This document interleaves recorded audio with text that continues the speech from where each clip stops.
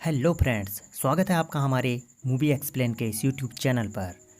आज हम जिस फिल्म का एक्सप्लेनेशन आपके लिए ला रखे हैं वह फिल्म एक नोवेल पर आधारित है और कोरिया की नेशनल लाइब्रेरी की रिपोर्ट के अनुसार सन 2019 तक यह नोवेल बेस्ट सेलर की श्रेणी में रहा।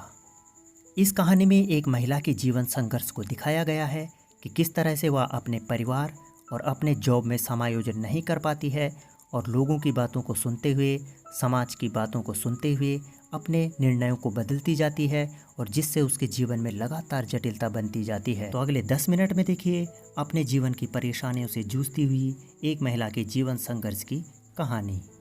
कहानी की शुरुआत में एक लेडी को दिखाया जाता है जिसका नाम होता है किम जी यंग। उसके साथ उसके हस्बैंड होते हैं जिनका नाम होता है जंग डे ह्यून। इनकी एक छोटी सी प्यारी बच्ची भी होती है। किम और जुंग का भावनात्मक रिश्ता काफी मजबूत है। फिल्म के अगले दृश्य में किम की सास को दिखाया जाता है जिसका स्वभाव काफी तेज है। तेज यानी कि जैसे एक पारंपरिक सास होती है। किम की सास अपनी बहू के प्रति एक साधारण रवैया नहीं अपनाती है और जब भी उनके घर में मेहमान या उसके दोस्त आते हैं तो उनके सामने वह उसको ताने मारती है। एक दिन घर में आए सभी मेहमानों को किम खाना खिलाती रहती है, तभी उसके सास उसके साथ वैसा ही दुर्व्यवहार करती है और किम वहीं पर उस बात का जवाब दे देती है जिससे सारे रिलेटिव सन्न रह जाते हैं। किम के पति को इस बात का अंदाजा लग जाता है कि माहौल खराब हो चुका है। वह अपनी बेटी को उठाकर बाहर ले आता है। वह अपनी वाइफ और अपनी बेटी को उनकी नानी के घर में छोड़ देता है। रात को किम जब अपने घर में सोने की कोशिश करती है तो उसे अपने अतीत की यादें आने लगती हैं।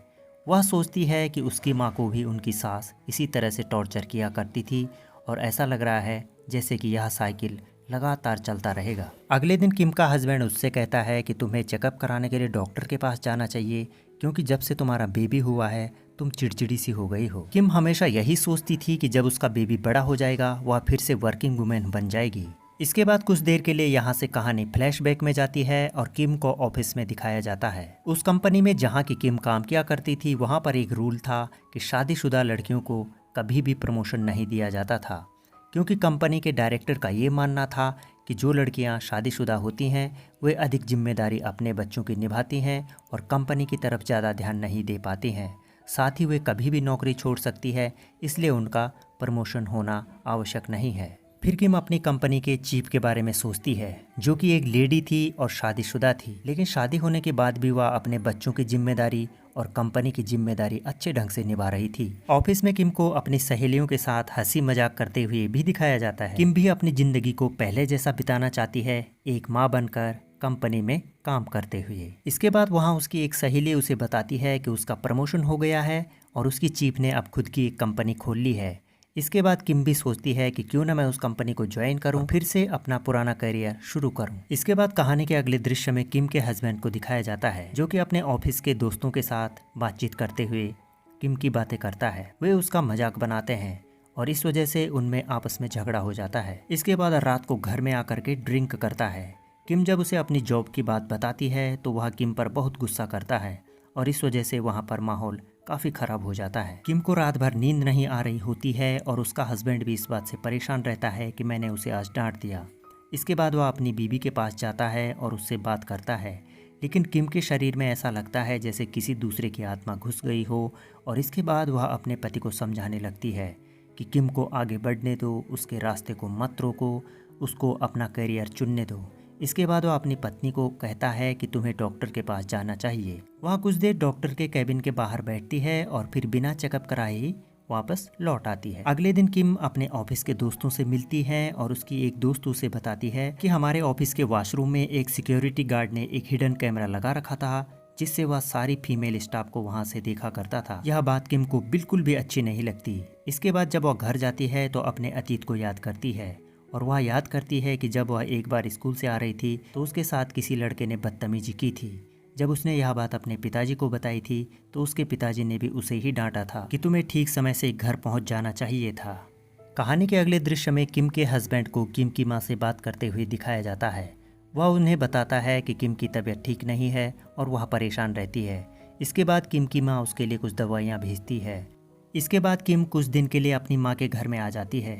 एक दिन जब वह लिखने का कुछ काम करती रहती है तो इसमें उसकी आंखें बंद हो जाती हैं और सोते सोते वह एक सपना देखती है। उसकी माँ उसे बताती है कि मैं बचपन से ही टीचर बनना चाहती थी, लेकिन जब मेरी शादी हुई तो मेरा ये सपना टूट गया और मैं टीचर नहीं बन पाई। इसके बाद किम फिर से वही सोचती है कि यह साइकिल शायद चलता जाएगा। इसके बाद जब वे रात को बर्थडे सेलिब्रेट कर रहे होते हैं तो वहाँ पर और लेडीज़ भी आई होती हैं। वे उन्हें बताती हैं कि घर का कामकाज तो लड़कियों को ही करना चाहिए और लड़कों को प्यार से रखना चाहिए। इस बात को सुनकर के किम की छोटी बहन उनको डांट देती है। उसकी छोटी बहन अपने भाई को कहती है कि तुझे भी घर का कामकाज करना पड़ेगा, तो ऐसे ही खाली मत बैठा कर। और यह बात किम को बहुत अच्छी लगती है कि वह महिलाओं की तरफ से आवाज़ उठा रही है। कहानी के अगले दृश्य में दिखाया जाता है कि किम अपनी कंपनी के चीफ को फ़ोन करती है और इसके बाद उसे जॉब पर रख लिया जाता है। इसके बाद कहानी थोड़ी सी फ्लैशबैक में जाती है और दिखाया जाता है कि जब किम ने ग्रेजुएशन किया था तो उसके बाद उसके लिए एक कंपनी से जॉब के लिए ऑफ़र आया था और उस दिन वह बहुत खुश थी और ऐसी ही खुशी आज उसके चेहरे पर झलक रही थी। किम अपनी नई जॉब के बारे में अपने हस्बैंड से भी बात करती है और उसके हस्बैंड को भी यही बात अच्छी लगती है कि किम जॉब करे। यहाँ से भी कहानी फ्लैशबैक में जाती है और किम के हस्बैंड को दिखाया जाता है जब उन्होंने किम से वादा किया था कि जब तुम माँ बन जाओगी तो उसके बाद भी तुम आसानी से अपनी जॉब कर सकती हो और इसके लिए मैं तुम्हें कभी भी मना नहीं करूँगा। दूसरी ओर अब किम भी अपनी नई जॉब में व्यस्त हो गई थी और इस वजह से वह अपनी बेबी की देखभाल नहीं कर पा रही थी। इसके लिए वह एक केयर टेकर की तलाश शुरू करती है, लेकिन उसे इसमें सफलता नहीं मिलती है। इसके बाद किम का हस्बैंड कहता है कि बेबी को मैं संभाल लूँगा और तुम अपनी जॉब करती रहो। यहाँ पर इन दोनों के भावनात्मक रिश्ते को हम समझ सकते हैं कि वे एक दूसरे की कितनी परवाह करते थे। किम अब बहुत खुश थी क्योंकि वह अपनी बेटी की तरफ से निश्चिंत हो गई थी, लेकिन तभी वह अपनी सास से बात करती है और उसकी सास उसे खूब डांटती है और कहती है कि तुम्हारी जॉब की वजह से मेरे बेटे का सारा फ्यूचर खराब हो जाएगा। इसके बाद किम की सास किम की माँ को फ़ोन करती है और कहती है कि तुम्हारी बेटी का दिमाग सही नहीं है, तुम ही उसको समझाओ। इसके बाद किम की माँ रात को उसके घर में आ जाती है। किम की माँ उससे कहती है कि बेटी की देखभाल मैं कर लूँगी, तुम दोनों के दोनों अपनी जॉब करते रहो। इसके कुछ देर बाद किम अपनी माँ से अजीब भाषा में बात करने लग जाती है। वह उन्हें समझाने लग जाती है कि तुम कितना काम करती हो और तुमने अपने जीवन में कितना संघर्ष किया है। इसके बाद किम की माँ जब अपने घर में आती है तो वह अपने हस्बैंड को डांटती है। वह कहती है कि तुमने अपनी बेटी की देखभाल ठीक ढंग से नहीं की। इसके बाद किम को लग जाता है कि मेरे आसपास जो भी घटनाएं हो रही हैं उनका असर मेरे दिमाग पर पड़ रहा है और इसी वजह से सारी परिस्थितियाँ नियंत्रण से बाहर होती जा रही है। इसके बाद वह अपनी मानसिक स्थिति को बदलने की कोशिश करती है और इसमें उसे धीरे धीरे सफलता मिलनी शुरू हो जाती है। इसके बाद वह पूरी तरह से जब स्वस्थ हो जाती है तो वह अपनी चीफ से मिलती है और वह कहती है कि मैं अब पूरी तरह से स्वस्थ हूँ और अब कोई दिक्कत नहीं है। उसके अंदर का आत्मविश्वास अब धीरे धीरे बढ़ रहा था।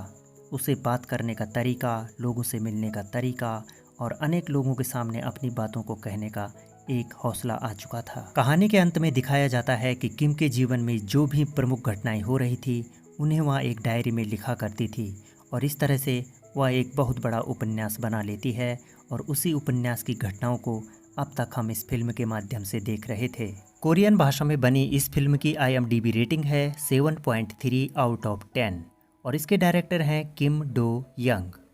इस फिल्म की कहानी एक नोवेल पर आधारित है जिसका नाम है किम जी यंग बॉर्न 1982 और इसके लेखक हैं जो नाम जू। यह नोवेल जब प्रकाशित हुआ था उसी समय से यह एक बेस्ट सेलर नोवेल रहा है और इसी तरह से क्रिटिक्स ने भी इस फिल्म की काफ़ी सराहना की है। एक महिला के जीवन संघर्ष पर केंद्रित यह फिल्म अपने आप में एक अलग तरह की फिल्म है। इस फिल्म में साधारण से दिखने वाली जिंदगी के अनेक पहलुओं को दर्शाया गया है जो कि एक महिला के जीवन में संघर्ष उत्पन्न कर देते हैं, जबकि वह एक साधारण और सरल जीवन जीना चाहती है और ये सब परेशानियां उसके आसपास के लोगों और उसकी सोसाइटी के द्वारा उसके लिए बनाई जाती हैं ताकि वह अपने जीवन में आगे न बढ़ सके और अपनी मंजिल की तरफ बढ़ते हुए कदमों को वहीं पर थाम ले।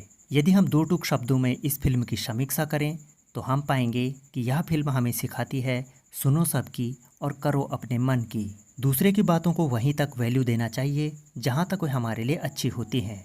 यदि वे जिंदगी के लिए बोझ बनने लगें तो उन्हें तुरंत अपनी ज़िंदगी से बाहर निकाल लेना चाहिए। हमें आशा ही नहीं बल्कि पूरा विश्वास है कि वुमेन एम्पावरमेंट से संबंधित यह कहानी आपको अच्छी लगी होगी। तो मिलते हैं बहुत जल्द आपसे एक नई कहानी के साथ। तब तक यदि आप हमारे चैनल पर नए हैं तो हमारे चैनल को सब्सक्राइब करना बिल्कुल भी मत भूलिएगा। धन्यवाद।